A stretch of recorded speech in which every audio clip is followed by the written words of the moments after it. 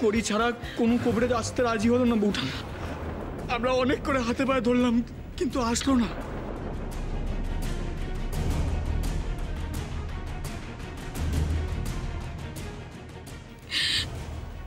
ঠাকুর, ঠাকুর রক্ষে করো, ঠাকুর রক্ষে করো, আমার স্বামীকে রক্ষে করো ঠাকুর। যা অপরাধ করা সে তো আমি করেছি, আমার স্বামীর শাস্তি দিও নে ঠাকুর, দিও নে। ও ছোট বউয়ের ওপর কত অত্যাচার করেছি, কত কিছু করেছি ঠাকুর। চুতো করে মেজ আমি দুজনে মিলে অনেক অন্যায় করেছি গো, কিন্তু ঠাকুরের শাস্তি আমার স্বামীকে দিও নে। ওগো এখন আর ভাবনা চিন্তা করে কি হবে বউঠান? আমাদের একটাই গতি, মৃত্যু। এই পথের ধারে না কে কে অনারে আমাদের মরতে হবে, মরতে হবে আমাদের।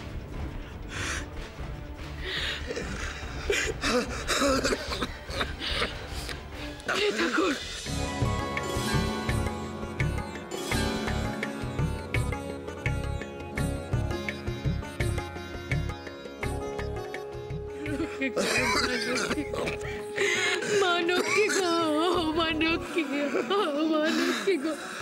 তোমরা কে গো? এখানে বসে এমন করে কাঁদছো কেন? আমরা বড় দুঃখী গো মেয়ে,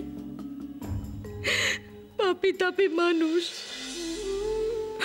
আমার স্বামী বড় অসুস্থ, কিন্তু তার চিকিৎসা করাতে পারছি না।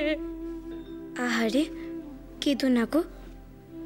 এখান থেকে কয়েক ক্রোশ দূরে লক্ষ্মী নারায়ণের এক মন্দির আছে, সেখানে নিয়ে যাও তোমার স্বামীকে। ওখানকার প্রসাদ খেলে দেখবে তোমার স্বামী সুস্থ হয়ে উঠেছে। কিন্তু কিন্তু সে মন্দির চিনবো কি করে আমরা? আমার সঙ্গে এসো, আমি তোমাদের পথ চিনিয়ে দেব। সেখানে গিয়ে অনেক ভিক্ষেও পাবে তোমরা। তাই চলো গো, চলো, তাই চলো। যদি সেখানে গিয়ে কোনো সুরাহা হয়, চলো। বিশেষ আলোচনা আছে। কিন্তু প্রভু, আমি যে তোমার জন্য পরমান্ন এনেছিলাম। দেবী, ফিরে এসে আমি আর ভক্ত নারদ একত্রেই পরমান্ন গ্রহণ করব। বেশ, তবে তাই হোক প্রভু।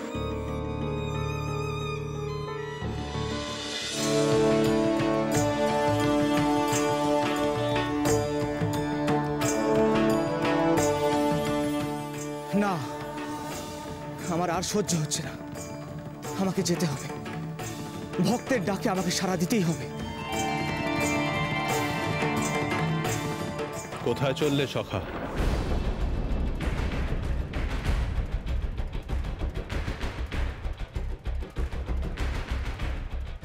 সখা মাধব, তুমি তো জানো, ভক্ত যেমনই হোক না কেন, সে যদি তপস্যা করে তাকে বরদান করা আমাদের কর্তব্য।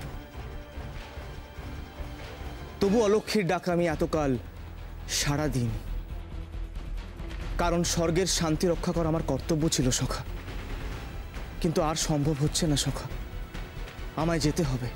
আমি জানি সখা, অলক্ষ্মী বহুকাল ধরে তোমার তপস্যা করছে, কিন্তু তুমি যদি আবেগের বশে অলক্ষ্মীকে মুক্ত করো, তাহলে কি বিপদ হতে পারে তা তুমি ভালোই জানো। কিন্তু সখা, তার ডাক আর আমি আর কতকাল উপেক্ষা করব? সে যে অনবরত আমার নাম জপ করে চলেছে। আর কিছুকাল ধৈর্য ধরো সখা, তাহলেই তুমি বুঝবে সে কত বড় ভক্ত।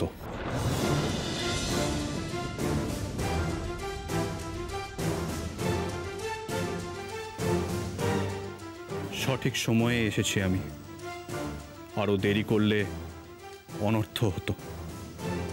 কোনো অবস্থাতেই অলক্ষ্মীকে স্বর্গে ফিরে আসতে দেওয়া উচিত হবে না। তাহলে মৃগয়ার আয়োজন সম্পন্ন করুন চন্দ্রদেব। অবশ্যই হে দেবরাজ, আমি যত শীঘ্রই সম্ভব মৃগয়ার আয়োজন করছি। বহুদিন আমরা কোনো উৎসব আনন্দ করিনি।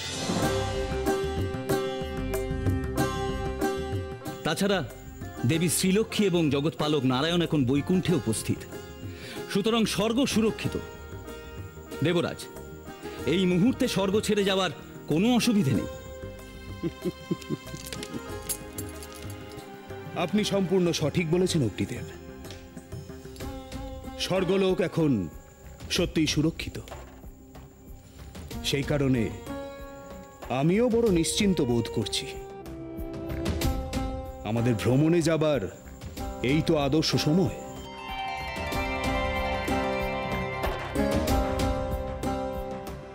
নারায়ণ নারায়ণ।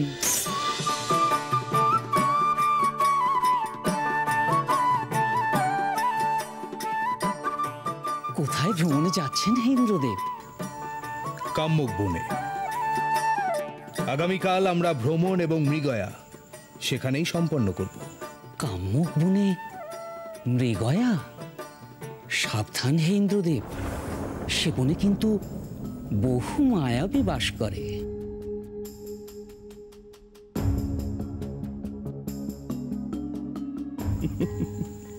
দেবর্ষি, কেবলমাত্র সেই কারণেই কাম্যক বনে যাব বলে মনস্থ করেছি। সেখানকার মায়া আমি আমার ষড়জালে ছিন্ন করব। নারায়ণ নারায়ণ। মায়া বড় ভয়ানক বস্তু হে দেবরাজ। আপনারা বরং আগামীকাল বৈকুণ্ঠে আসুন। দেবী শ্রীলক্ষ্মী স্বয়ং আপনাদের আমন্ত্রণ জানিয়েছেন। আগামীকাল বৈকুণ্ঠে এক মহাভোজের আয়োজন হচ্ছে। হে দেবর্ষি, আপনি আমার হয়ে দেবী শ্রীলক্ষ্মীর কাছে ক্ষমা প্রার্থনা করবেন। অন্যান্য দেবতারা চাইলে সেখানে যেতেই পারেন।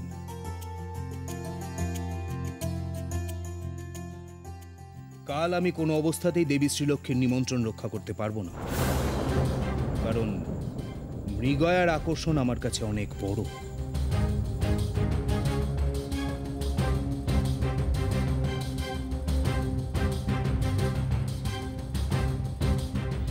বেশ, তাহলে অন্যান্য দেবগণ, আপনারা সকলে আগামীকাল বৈকুণ্ঠে উপস্থিত হবেন। আগামীকাল সকলের নিমন্ত্রণ রইল। হে দেবর্ষি,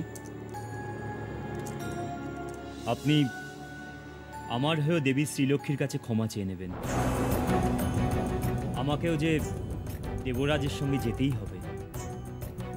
যেমন ইচ্ছে আপনাদের। নারায়ণ নারায়ণ।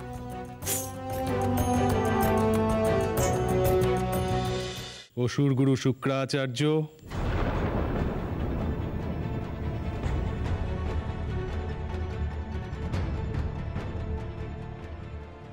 কে কে আপনি? আমি দিব্য পুরুষ। যে দিব্য অলংকারের জন্য আপনি সাধনা করেছিলেন তা সফল হয়েছে অসুর গুরু। এই সেই অলংকার যা ধারণ করলে অসুরদের মায়া শক্তি শতগুণ বৃদ্ধি পাবে।